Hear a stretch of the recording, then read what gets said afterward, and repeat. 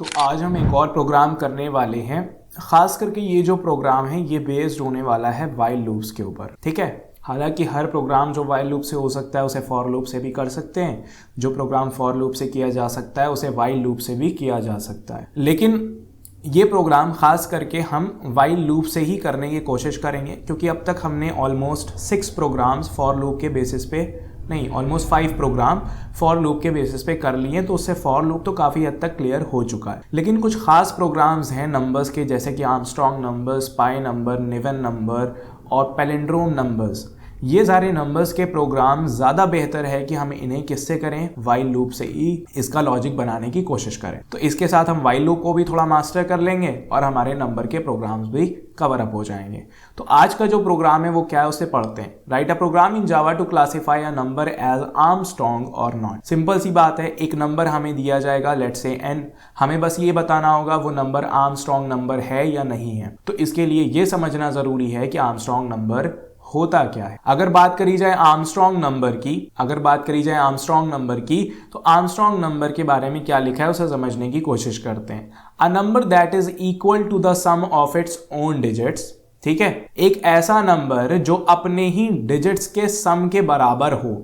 ऐसे नहीं कि बस डिजिट के सम के बराबर हो, आगे भी कुछ कहानी है। कहानी ये है each raised to the power of the total number of digits in that number. अब ये कहानी ऐसे आपको समझ में नहीं आएगी, मैं एग्जाम्पल के थ्रू समझाने की कोशिश करता हूं ताकि वक्त भी थोड़ा कम लगे। तो मैंने कहा एग्जाम्पल के तौर पर अगर मैं कहता हूं कि एक नंबर होता है 153। कौन सा नंबर? 153। और 153 एक आर्मस्ट्रॉन्ग नंबर है। तो कैसे है वो मैं समझाने की कोशिश कर। तो सबसे पहला सवाल आर्मस्ट्रॉन्ग नंबर के केस में जो होता है, सबसे पहला प्लेयर वो होता है नंबर ऑफ डिजिट्स। क्या होता है कि जो भी नंबर आप देख रहे हो कि आर्मस्ट्रॉन्ग है या नहीं, उसमें सबसे पहले ये आइडेंटिफाई करो डिजिट्स कितनी है। मैंने इसमें देखा 153 में देयर आर टोटल 3 डिजिट्स। समझ में आ गई बात? 3 डिजिट्स है। तो अब आर्मस्ट्रॉन्ग नंबर है या नहीं ये कैसे पता चलेगा? ये कुछ ऐसे पता चलेगा कि हम इसकी हर एक डिजिट अलग अलग करेंगे, यानी 1, 5 और 3 को हमने अलग अलग किया। हर एक डिजिट को पावर में चढ़ा देंगे, यानी हर एक डिजिट पे पावर लगेगी 3 की। 1 पे भी 3, 5 पे भी पावर 3 और 3 पे भी पावर 3। अब सवाल है 3 क्यों? क्योंकि इसमें साफ साफ लिखा है each raised to the power of the total number of digits in that number.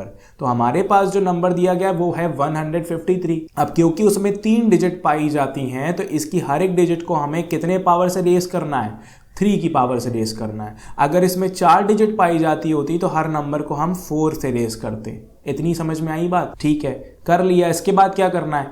इन सब का उठा करके सम मार देना है, यानी 1 की पावर 3, 5 की पावर 3 और 3 की पावर 3 उठा करके इनका सम कर देना है। अब हम करते हैं 1 की पावर 3, आंसर आ जाएगा 1, प्लस 5 की पावर 3 विल बी 125, प्लस 3 की पावर 3 विल बी 27। ठीक है, अब इन सबको अगर ऐड करते हो, तो ऐड करने के बाद क्या मिलता है? 7 + 5 will be 12 and +1 will be 13। तो 3 पीछे गया, 1 कैरी। 2 + 1 3 + 2 5 और फिर इन दी एंड 1। तो हम क्या देखते हैं कि ऐसा करने पर जो सम आया वो तो ओरिजिनल नंबर के बिल्कुल सेम था, और ऐसे ही नंबर को हम आर्मस्ट्रॉन्ग नंबर कहते हैं। थोड़ा सा बात को और क्लियर करने के लिए मैं यहाँ पर एक और एग्जांपल लेता हूँ 4 डिजिट नंबर का। ठीक है, तो मैंने कहा, तो अब हम यहाँ पर आ जाते हैं और हमने यहाँ पर आकर के कहा कि एक नंबर है 1634। तो 1634 जो है वो यहाँ पर 4 डिजिट का नंबर है।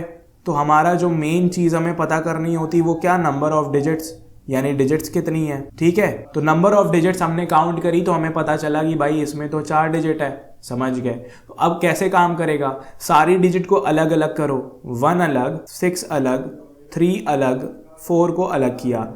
हर एक को पावर पे चढ़ा दो बिल्कुल उतना जितनी की नंबर ऑफ डिजिट हो। तो 1 की पावर 4, 6 की पावर 4, 3 की पावर 4 एंड 4 की पावर 4। ठीक है, फिर उठा करके उन सब का क्या कर दो? सम कर दो। हमने कहा ठीक है, कर दे रहे हैं, तो हमने काम पे लग गए।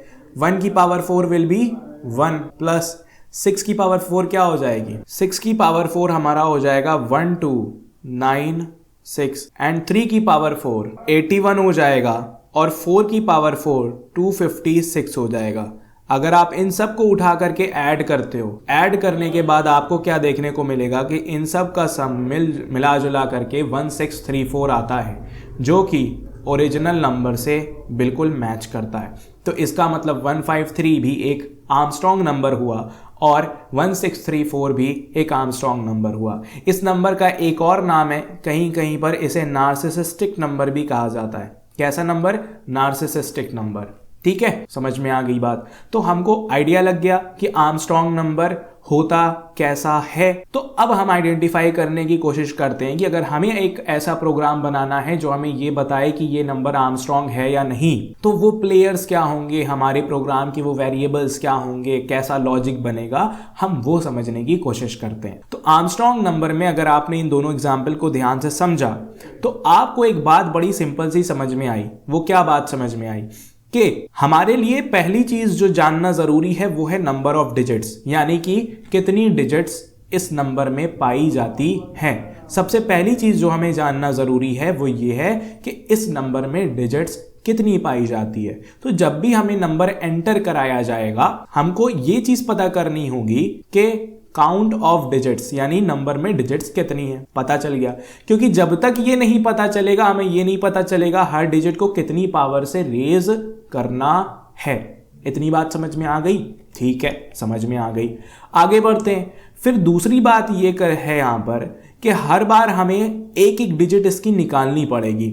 यानी जब हमें एक नंबर 153 दिया जाएगा तो उसमें से 3 को अलग करना, 5 को अलग करना, 1 को अलग करना, ये हमारा मेन काम होगा, गोल।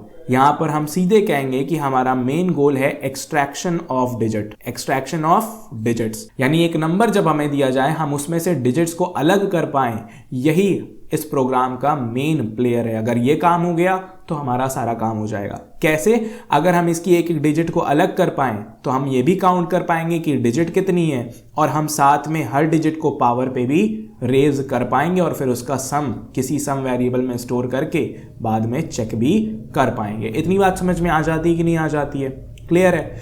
तो मेन 2 काम हमें करने हैं। सबसे पहला काउंट डिजिट्स कि डिजिट्स कितनी है, ठीक है। उसके बाद दूसरा extract digits and calculate sum. Digits को एक्सट्रैक्ट करो और सम को कैलकुलेट करते हुए चलो। अब ऐसा एक काम हम एक बार कर चुके हैं कि जहां हम लूप में सेम बार सम का भी एक वेरिएबल सम बनाते थे जिसमें हम नंबर्स को ऐड कराते हुए चलते थे। वो नंबर जो हमने किया था परफेक्ट नंबर का प्रोग्राम, जहां पर हम उसके फैक्टर्स को ऐड कराते हुए चलते थे। तो कुछ वैसा ही यहां पे हमें करना है। अब ये तो मैंने बता दिया कि इस पूरे प्रोग्राम में सबसे बड़ा खेल है एक्सट्रैक्शन ऑफ डिजिट्स का, ठीक है। पूरा का पूरा खेल एक्सट्रैक्शन ऑफ डिजिट का है। तो अब पहले इसके पीछे के लॉजिक को समझने की कोशिश करते हैं कि हम कैसे निकालेंगे। मान लो हमारे पास जो नंबर था 153, अब इसकी लास्ट डिजिट को अगर मैं निकालना चाहता हूं तो आपको याद होगा कि जब मैंने ऑपरेटर्स के चैप्टर में मॉडुलो ऑपरेटर की बात करी थी, किसकी बात करी थी? मॉडुलो ऑपरेटर की। तो मैंने वहां पर एक बहुत ही इंपॉर्टेंट चीज पे जोर डाला था, वो ये था कि इस मॉडुलो ऑपरेटर का खास करके काम हम डिजिट एक्सट्रैक्शन के लिए करेंगे, डिजिट्स निकालने के लिए। और अब वो वक्त आ चुका है कि हम उसका सही इस्तेमाल करें। कैसे?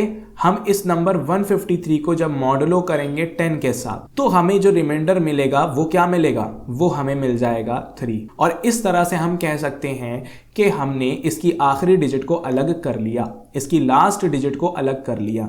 समझ में आई बात? 3 को तो सम ही कराना है, हमें क्या कराना है? सम कराना है। तो सम चाहे a प्लस बी प्लस सी कराओ या फिर c प्लस बी प्लस ए कराओ, बात तो वही आनी है। तो हम आगे से डिजिट निकालने के बजाय हम पीछे से डिजिट निकाले, फर्क क्या ही पड़ता है। समझ में आ गई बात? अब अगले इटरेशन पर हम जानते हैं कि हमने 3 तो निकाल लिया, लेकिन अगले इटरेशन पर हमें 5 निकालना है।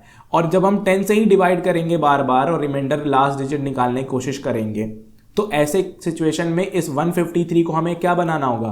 15 बनाना होगा। तो अगले इटरेशन पे हमें ये चाहिए होगा कि 153 15 बन चुका हो। अब 153 को 15 बनाने में पूरा का पूरा खेल किसका होगा? कुछ नहीं होगा। हम एक और काम यहां पर करेंगे कि उस 153 को डिवाइड करा देंगे 10 से। तो जब हम डिवाइड कराएंगे 10 से, इन दैट केस हमें जो रिजल्ट मिलता है वो हमारा 15 मिलता है। समझ में आई कि नहीं आई बात? क्लियर हो गई? इंटीजर में हम इसको टाइप कास्ट कर देंगे तो हमें 15 मिलेगा। ऐसे तो डेसिमल में जाएगा 15.3, है ना, लेकिन हम इंटीजर में टाइप कास्ट कर देंगे तो 0.3 हट जाएगा, सिर्फ और सिर्फ 15 मिलेगा। इतनी बात समझ में आ गई कि नहीं आ गई? क्लियर है एकदम अच्छे से, समझ में आ जाता है? तो एक बात समझ में हमें आ गई, एक्सट्रैक्शन ऑफ डिजिट करने के लिए हम मॉडुलो 10 यूज़ करने वाले हैं, जिससे हमें आखिरी डिजिट मिलेगी। अब जब हमारे पास 15 मिल गया तो हम 15 को फिर से मॉडुलो 10 करेंगे तो हमें 5 मिल जाएगा। अब हमें चाहिए कि ये 15 जो है वो क्या बन जाए, वो 1 बन जाए। अब उसके लिए भी आप क्या कराओगे, उसके लिए भी आप सेम काम कराओगे। वो क्या कराओगे, आप कहोगे 15 को इस बार जो अभी पुराने इटरेशन का नंबर था उसको 10 से डिवाइड करा दो, देखना वो 1 बन जाएगा। ऑफ कोर्स 10 1s are 10, 1.5 आएगा और इंटीजर में टाइप कास्ट होगा तो सिर्फ 1 बचेगा, है ना। तो आप क्या देख रहे हो, कुछ काम है जो रिपीटेडली हम बार बार कर रहे हैं। नंबर पे हम बार बार क्या कर रहे हैं, मॉडुलो 10 करा रहे हैं। नंबर को हम बार बार अपडेट कैसे कर रहे हैं, डिवाइडेड बाय 10 करके कर रहे हैं। तो जब रिपीटिशन हो रहा है तो मतलब किसका इस्तेमाल हम करेंगे, लूप्स का करेंगे। ज्यादा बेहतर कौन सा लूप यहाँ पर होगा, वाइल लूप होगा, ठीक है। अब वो मैं समझाता हूँ यहाँ पर हम करने क्या वाले हैं। तो हमारा रफ लॉजिक क्या होने वाला है वो देखिए। हम लूप करेंगे, हम वाइल लूप चलाएंगे और वाइल लूप चलाएंगे तब तक के लिए कि जब तक हम ये ना पता कर लें जब तक नंबर ग्रेटर दैन 0 होगा। अब ग्रेटर दैन 0 की क्यों कंडीशन है, क्योंकि हम देख रहे हैं हर बार 153 था, फिर नंबर 15 बन गया, फिर नंबर 1 बन गया। जब अगले इटरेशन पर हम 1 को डिवाइडेड बाय 10 करेंगे तो वो हमें 0.1 देगा और टाइप कास्ट होकर के वो 0 हो जाएगा और दैट इज इक्वल टू 0। और यहीं पे कंडीशन वो है कि हमारा नंबर के अंदर जो डिजिट्स थी वो खत्म हो चुकी है और अब हमें लूप आगे नहीं चलाना है। समझ में आ गई बात। तो जब तक नंबर ग्रेटर दैन 0 है तब तक हम क्या करेंगे, तब तक हम अंदर जाके सबसे पहला काम लास्ट डिजिट निकालेंगे, ठीक है। और ये लूप अगर हम काउंटिंग के लिए चला रहे हैं तो हम कहेंगे काउंट को बढ़ा देंगे। काउंट को बढ़ाने का मतलब हमें ये पता चल जाएगा कि डिजिट बढ़ चुकी है, मतलब एक डिजिट और हो गई, एक डिजिट और हो गई। तो हमें पता है कि अगर इसमें 3 डिजिट हैं तो ये लूप 3 बार तक रन करेगा और चौथी बार में फेल कर जाएगा। तो हर लूप चलने के बाद एक बार काउंट की वैल्यू बढ़ेगी। इस हिसाब से हम ये कह सकते हैं कि हमें लूप खत्म होने के बाद n की वैल्यू यानी नंबर ऑफ डिजिट्स की वैल्यू पता चल जाएगी, जिससे हम पावर रेस करेंगे। फिर से दोबारा हम सेम लूप चला करके लास्ट डिजिट एक्सट्रैक्ट करेंगे और लास्ट डिजिट एक्सट्रैक्ट करने के बाद हम क्या करेंगे, हम उसको एक सम यानी एक्यूमुलेटर वेरिएबल हमारा सम होगा उसमें प्लस करा देंगे। कैसे प्लस कराएंगे, जो भी लास्ट डिजिट आएगी उसकी पावर n तक, जो कि n हमने एक और अलग से लूप से कैलकुलेट किया होगा, है ना। बस हम ये कराते हुए चले जाएंगे तो इन दी एंड हमारे पास सम होगा।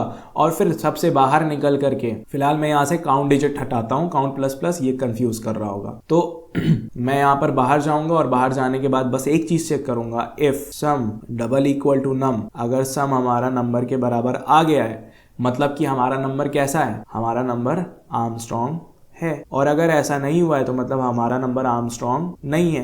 इतनी बात समझ में आ जाती है। तो ये लूप जो हम चला रहे हैं, ये लूप जो मैंने यहाँ पर लिखा है, ये लूप हमें क्या कर रहा है, सम कैलकुलेट करके दे रहा है, लेकिन हमें डिजिट्स भी काउंट करनी है। तो डिजिट काउंट करने के लिए हम एक और लूप चलाएंगे, वो भी वाइल लूप से ही चलाएंगे। वो भी तब तक चलाएंगे जब तक नंबर हमारा ग्रेटर दैन 0 हो रहेगा, ठीक है। और हम बस हर बार अंदर क्या कर रहे होंगे, n की वैल्यू को प्लस प्लस कर रहे होंगे। n की वैल्यू या फिर काउंट कह लो कि जहां पर हम नंबर ऑफ डिजिट्स काउंट कर रहे हैं, ठीक है। तो ये लूप हमें नंबर ऑफ डिजिट्स कैलकुलेट करके देगा, यानी n की वैल्यू दे देगा और फिर उसी n की वैल्यू का इस्तेमाल हम दूसरे लूप के अंदर कर लेंगे। इस तरह से हमारा काम यहाँ पर कंप्लीट हो जाएगा। इतनी बात समझ में आ जाती है। अब हर लूप के अंदर कुछ ऑफ कोर्स अपडेट वाले काम हम करेंगे। लास्ट डिजिट एक्सट्रैक्ट करने के बाद नंबर को अपडेट करना भी होगा, तो वो सारी चीज़ें हम कोड में चल के करते हुए समझने की कोशिश करते हैं। तो चलते हैं कोड की तरफ। तो हम आ चुके हैं अपनी ब्लूजे विंडो के ऊपर। फटाफट से हम नई क्लास बनाते हैं। इस क्लास का नाम हम यहाँ पर दे देते हैं आर्मस्ट्रॉन्ग नंबर, या फिर आप चाहो तो नार्सिसिस्टिक नंबर भी लिख सकते हो, ठीक है। तो मैंने क्लास का नाम दे दिया आर्मस्ट्रॉन्ग नंबर और आर्मस्ट्रॉन्ग नंबर को मैं यहाँ पर लेकर के आ जाता हूँ। पुराना सारा कोड हम रिमूव कर देंगे, थोड़ा सा मैं इसको इंक्रीज कर लेता हूँ साइज, हाँ ठीक है। और फिर मैंने फटाफट से अपना पब्लिक क्लास, अपना क्लास का नाम लिखा आर्मस्ट्रॉन्ग नंबर। फिर हम कहेंगे पब्लिक स्टैटिक वॉइड मेन, और जिसके अंदर हम लिखेंगे स्ट्रिंग आर्ग्स। यहाँ तक सारी बातें आपको पता है क्या करना है। अब क्योंकि नंबर हम यूजर से इनपुट लेने वाले हैं तो हम स्कैनर क्लास को इम्पोर्ट कर लेते हैं। तो हमने कहा import java.util.scanner, ठीक है। इसके बाद अंदर आकर के हम स्कैनर क्लास का ऑब्जेक्ट बना लेंगे सो दैट हम नंबर का इनपुट ले सकें। तो scanner sc is equal to new scanner and then हम लिखेंगे system.in, यानी अपनी इनपुट स्ट्रीम दे दिया ताकि इनपुट ले सके। बाहर प्यारा सा एक मैसेज डिस्प्ले कराया जाएगा जिसमें हम कहेंगे system dot out dot print और हम कहेंगे एंटर द नंबर। ठीक है, यूजर नंबर इनपुट करेगा, हमें उसे किसी वेरिएबल में स्टोर कराना होगा, तो हम कहेंगे int num इज इक्वल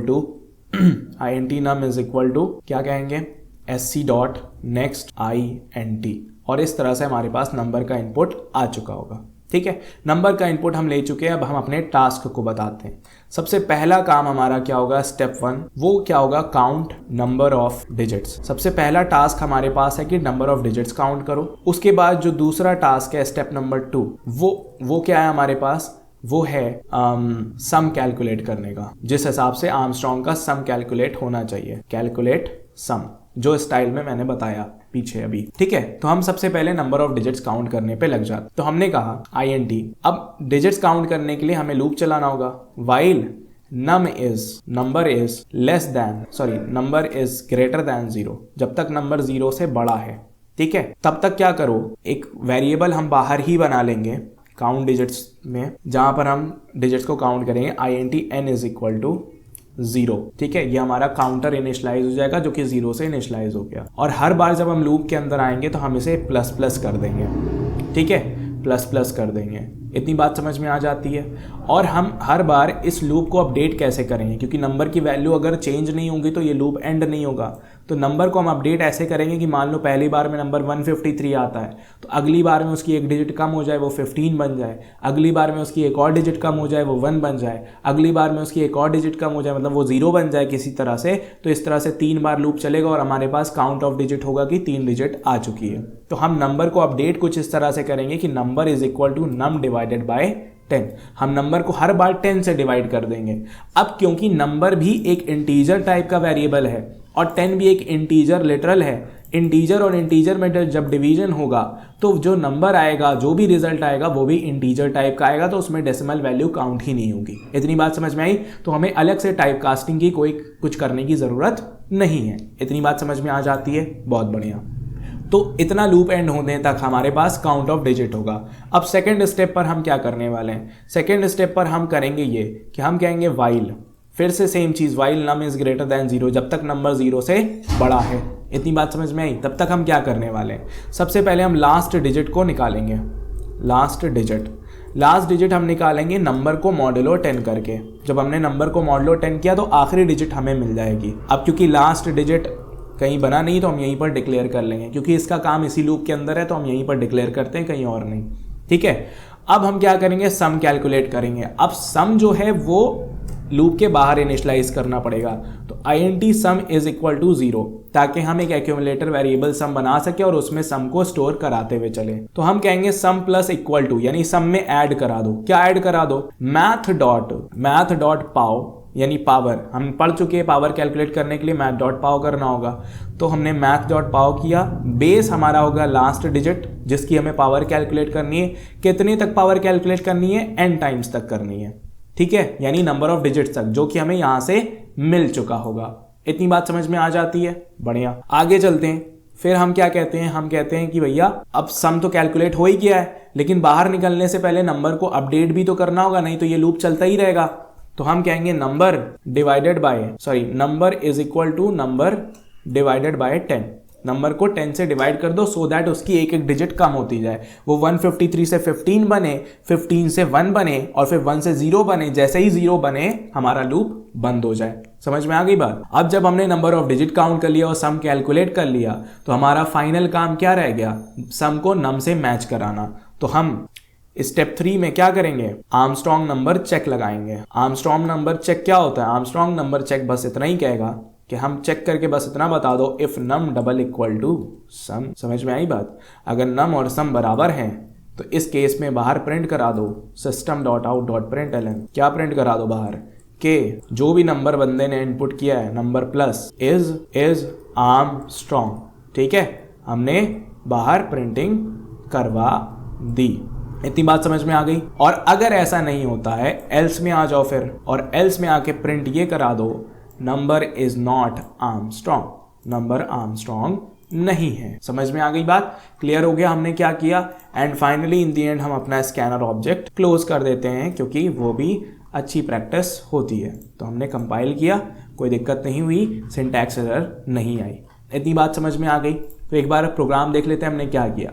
हमने स्कैनर ऑब्जेक्ट बनाया, यूजर से नंबर मांगा जिसे हमें चेक करना था। अब हमें पता है कि आर्मस्ट्रॉन्ग नंबर के केस में पहली बात ये पता होनी चाहिए कि नंबर जो इनपुट हुआ है उसमें डिजिट्स कितनी है। उसके लिए हमने एक छोटा सा लॉजिक लगाया, एक लूप चलाया। नंबर का काउंट, नंबर की डिजिट्स का काउंट रखने के लिए हमने वेरिएबल n का इस्तेमाल किया। हम लूप तब तक चलाते हैं जब तक नंबर ग्रेटर देन 0 है, और हर बार नंबर की डिजिट को एक एक करके कम करते जाते हैं और जो काउंट ऑफ डिजिट है वो बढ़ाते जाते हैं, प्लस प्लस करते जाते हैं। ठीक है, इस तरह से इस लूप के एंड पर हमारे पास नंबर ऑफ डिजिट्स होंगी। फिर हम सम कैलकुलेट करते हैं बिल्कुल उसी तरीके से जैसे हमें आर्मस्ट्रॉन्ग नंबर के केस में बताया गया है। तो हम पहले एक सम कैलकुलेट करना है, तो एक्यूमुलेटर वेरिएबल सम इनिशियलाइज करते हैं 0 से, लूप के बाहर ही, ताकि एक बार 0 से इनिशियलाइज हो जाए। फिर हम लूप चलाते हैं तब तक जब तक नंबर की वैल्यू ग्रेटर दैन 0, जब तक नंबर की वैल्यू ग्रेटर दैन 0 है। समझ में आ गई बात? ठीक है, फिर क्या करना है, फिर उसके बाद int last digit is equal to num modulo 10। ठीक है, लास्ट डिजिट हम कैलकुलेट करते हैं, मॉडुलो 10 करके निकलती है हमारे पास लास्ट डिजिट। लास्ट डिजिट निकलने के बाद हम उस लास्ट डिजिट की n नंबर ऑफ डिजिट के हिसाब से पावर कैलकुलेट करते हैं और फिर उस पावर को सम में ऐड कराते हैं जैसा कि हमें बताया गया। फिर लूप के बाहर निकलने से पहले अपने इस नंबर को अपडेट जरूर से करते हैं, उसकी एक डिजिट को कम कर देते हैं, मतलब 153 बन जाएगा 15, 15 बन जाएगा 1, इस तरह से। ठीक है, नम डिवाइडेड बाय 10 करके, और इस तरह से हमारा ये लूप चलेगा और हमें इन दी एंड यहाँ पर सम मिल जाएगा। फिर लास्ट में आकर के हम चेक करते हैं क्या नंबर और सम बराबर आए हैं। अगर आए हैं तो मतलब आर्मस्ट्रॉन्ग नंबर है, अगर नहीं आए तो आर्मस्ट्रॉन्ग नंबर नहीं है। तो इसे कंपाइल करते हैं, क्लोज करते हैं, राइट क्लिक किया, मेन मेथड को कॉल लगाई, ओके दबाया, हमसे नंबर मांगता है, हमने कहा 153, एंटर दबाया, कह रहा है 0 इज आर्मस्ट्रॉन्ग। ये क्या हो गया? ये क्यों कह रहा है कि 0 इज आर्मस्ट्रॉन्ग? हमने तो नंबर 153 दिया था, अगर ढंग से प्रिंट होना था तो 0 इज आर्मस्ट्रॉन्ग नहीं, नंबर इज आर्मस्ट्रॉन्ग प्रिंट होना चाहिए था, है ना। हम एक बार और रन करते हैं, कोई और नंबर देते हैं, दूसरा वाला 1634, तो 0 इज आर्मस्ट्रॉन्ग अभी भी दे रहा है, मतलब कुछ तो गड़बड़ हो रही है हमारे लॉजिक में। देखते हैं, लॉजिक को समझने की कोशिश करते हैं। हमने नंबर इनपुट लिया, नम इज ग्रेटर देन 0 और फिर नम को अपडेट, ओके, समझ गए गड़बड़ यहाँ पर क्या है। गड़बड़ सिंपल सी थी कि हम क्या कर रहे थे कि हम नंबर को ग्रेटर देन 0 तक चेक कर रहे थे और असली नंबर को ही अपडेट करते हुए जा रहे थे। तो ये पहला जो हमारा काउंट नंबर ऑफ डिजिट वाला लूप था, जैसे ही ये खत्म होगा, इसके बाद जो नम की वैल्यू है वो हो चुकी होगी 0, यानी काउंट डिजिट में ही नम की खत्म होते होते नम की वैल्यू 0 हो गई। तो अब आगे जब वो डिजिट निकालने की कोशिश कर रहा है तो उसे हर बार लास्ट डिजिट में क्या मिल रहा है? 0 मिल रहा है। बल्कि हम ये कहेंगे कि ये लूप एक बार भी नहीं चल रहा है, क्योंकि नम की वैल्यू 0 और ये चेक कर रहा है नम ग्रेटर देन 0, तो ये पहली बार भी लूप चला ही नहीं, अंदर कुछ गया ही नहीं, और नम की वैल्यू भी 0 थी और सम की वैल्यू भी 0 थी, तो वो हर नंबर को उठा करके दिखा देगा कि दोनों इक्वल आ गए, तो हर नंबर को कह देगा आर्मस्ट्रॉन्ग। और क्योंकि नम में 0 था तो वो लिख रहा है, बाहर प्रिंट कर रहा है 0 इज आर्मस्ट्रॉन्ग। समझ में आई बात? तो हमको कुछ करना होगा, वो ये करना होगा कि नंबर की ओरिजिनल वैल्यू को रिटेन रखने के लिए, नंबर की ओरिजिनल वैल्यू को बचाए रखने के लिए हम क्या करेंगे, एक टेम्प नाम के वेरिएबल में नंबर को स्टोर करा लेंगे। int temp is equal to num. समझ में आई बात? ठीक है, टेम्प नाम के वेरिएबल में नंबर की वैल्यू को बचा करके रख देंगे। क्लियर हो गई बात?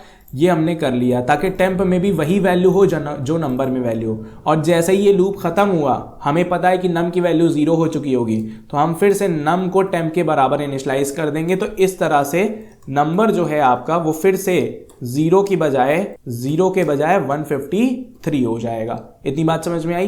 तो आगे सम कैलकुलेट अच्छे तरीके से होगा। क्लियर हो गई बात? और फिर जब ये वाला लूप एंड होगा तो हमें पता है फिर से नम की वैल्यू 0 हो चुकी होगी, है ना। ये वाला लूप होगा, खत्म होगा, तो फिर से नम की वैल्यू 0 हो चुकी होगी, तो फिर से नम को हम टेम्प के बराबर रख देंगे, फिर से नम को टेम्प के बराबर कर देंगे। तो यहाँ पर जब नम की वैल्यू 0 हो चुकी होगी तो उसके बजाय अब वो 153 हो जाएगी। समझ में आई बात? या जो भी नंबर हम देंगे, अब ये प्रॉपरली हमारा काम करेगा। क्लियर है? तो हम इसे कंपाइल करते हैं, क्लोज करते हैं, राइट क्लिक किया, मेन मेथड को कॉल लगाई, ओके दबाया। हमसे कहता है नंबर डालो, हमने डाला 153, कहता है 153 इज आर्मस्ट्रॉन्ग। परफेक्ट, अब सही काम कर रहा है। राइट क्लिक किया, मेन मेथड को कॉल लगाई, ओके दबाया, हमने डाला 1634, कहता है 1634 इज आर्मस्ट्रॉन्ग। परफेक्ट। अब कोई नॉन परफेक्ट नंबर उठा लेते हैं, नॉन मतलब जो आर्मस्ट्रॉन्ग ना हो, है ना। तो मैंने कहा 121 के बारे में बताओ क्या कहानी है, तो कह रहा है 121 is not Armstrong. Of course 121 में 3 डिजिट है तो पावर 3 हो गई, तो 1 की पावर 3 इज 1, 2 की पावर 3 इज 8, 1 की पावर 3 इज 1, तो 1 + 8 + 1 विल बी 10 और 10 is not equal to 121 which means it is not Armstrong number. इतनी बात समझ में आ गई। अब हम चलते हैं और फटाफट से इस पूरे लॉजिक का क्या करते हैं, ड्राई रन करते हैं। तो अब हम यहाँ पर ड्राई रन करना शुरू करते हैं। मैंने कोड का स्निपेट यहाँ पर डाल दिया है और जो कोड अभी हमने लिखा, अब हम इसी कोड का पूरा ड्राई रन करके समझने की कोशिश करते हैं कि ये कोड कैसे पता लगा रहा है कि नंबर आर्मस्ट्रॉन्ग है या नहीं है, और क्या ये बिल्कुल उसी तरह से पता लगा रहा है जैसे हम पता करना चाहते थे। ठीक है, तो उसके लिए हम यहाँ पर सबसे पहले देखते हैं स्कैनर क्लास का ऑब्जेक्ट बनता है इनपुट के लिए, मैसेज डिस्प्ले होता है, फिर उसके बाद नंबर को इनपुट कराया जाता है। तो नंबर को इनपुट कराया जाता है तो हमारा एक वेरिएबल यहाँ पर बनेगा, तो मैंने क्या दिया, ये हमारा नम नाम का वेरिएबल बन के यहाँ पर रेडी है। हम अपने ड्राई रन के केस के लिए 153 को यहाँ पर डालते हैं। ठीक है, 153 जो कि हमारा 3 डिजिट का आर्मस्ट्रॉन्ग नंबर है।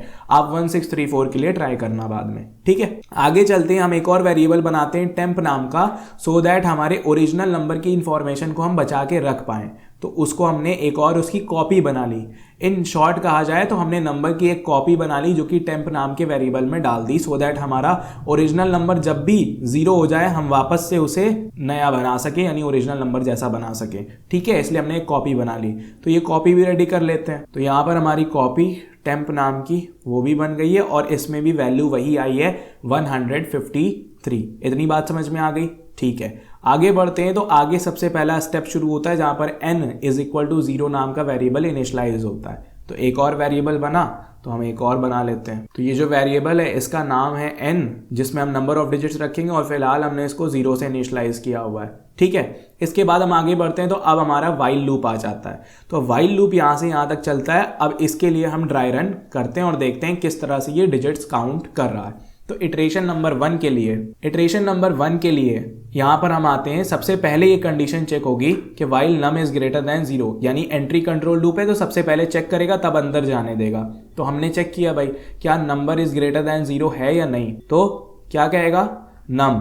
अब नम की वैल्यू है 153, तो कहेगा क्या 153 इज ग्रेटर देन 0, तो हम कहेंगे कि हाँ भाई इसका आंसर है ट्रू। कहेगा ट्रू है तो चलो चुपचाप से अब तुम लूप के अंदर जा सकते हो। लूप के अंदर जाएगा, कहेगा n++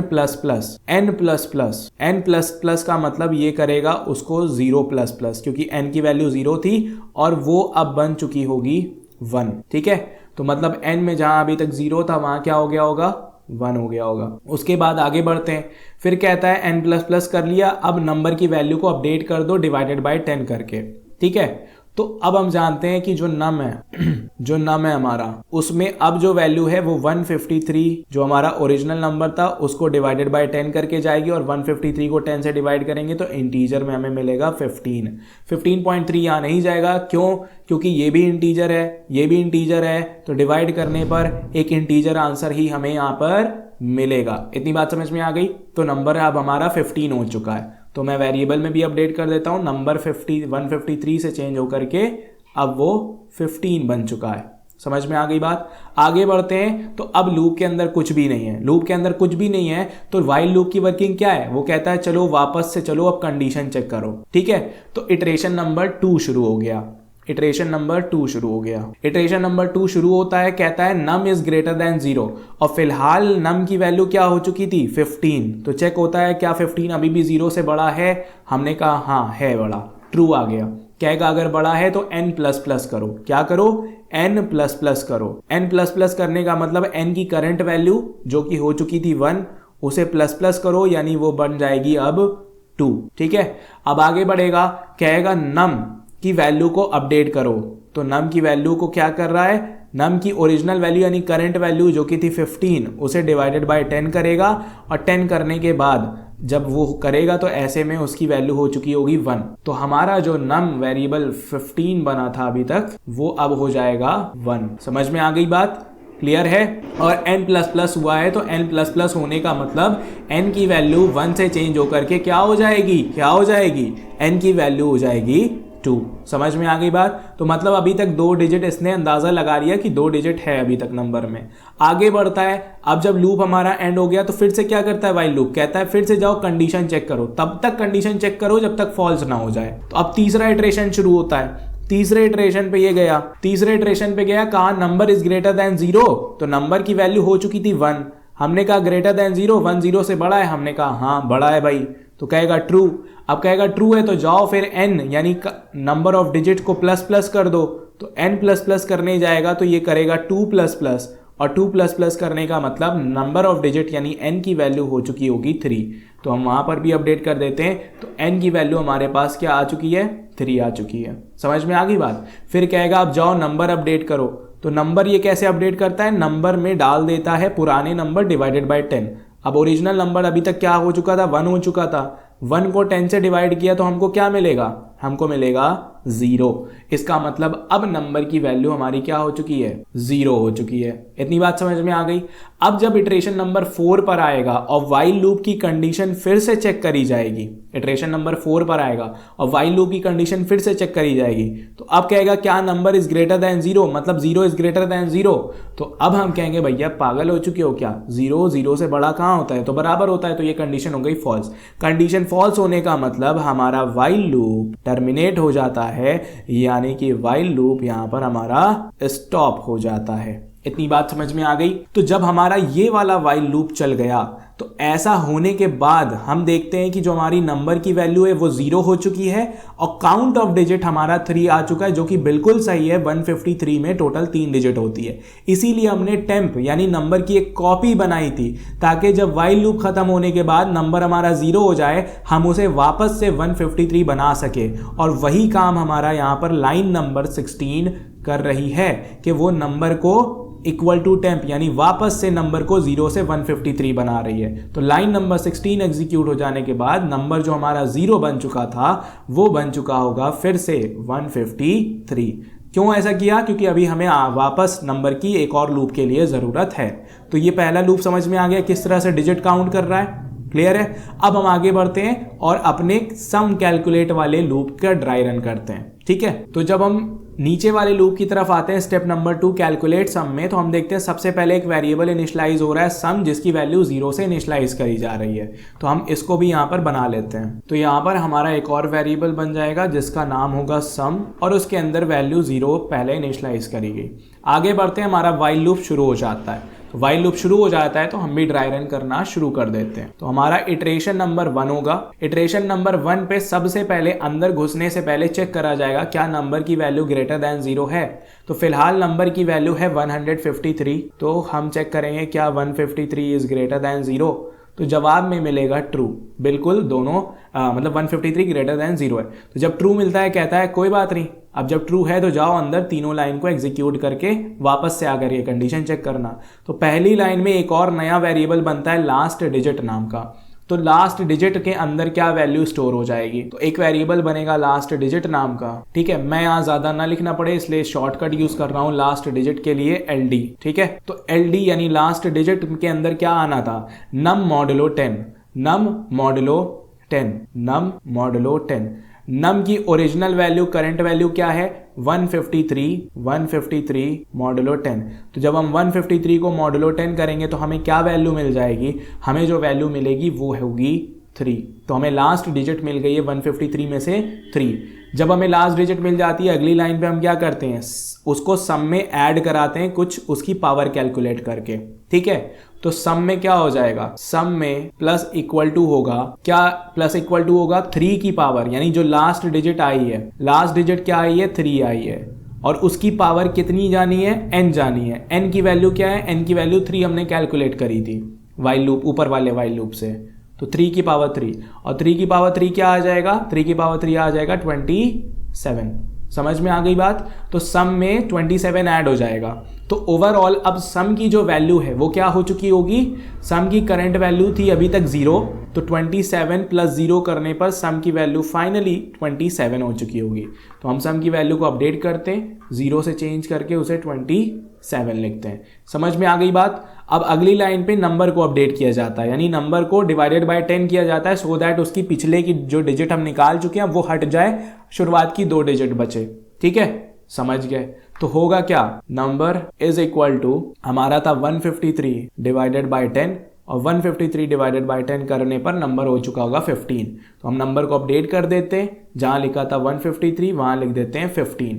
ठीक है, अब हमारे लूप में कुछ नहीं बचा है, तो वो कहता है वापस से जाओ, कंडीशन चेक करो, अगर ट्रू हो तो दोबारा से इटरेशन करा लो। तो इटरेशन नंबर 2 शुरू हो गया। अब इटरेशन नंबर 2 में वो चेक करेगा क्या नंबर इज ग्रेटर देन 0। फिलहाल नंबर की वैल्यू हो चुकी है 15 इज ग्रेटर देन 0, जवाब में मिलेगा ट्रू। फिर जब ट्रू मिला फिर से सेम काम रिपीट होना शुरू हुआ, लास्ट डिजिट निकालो।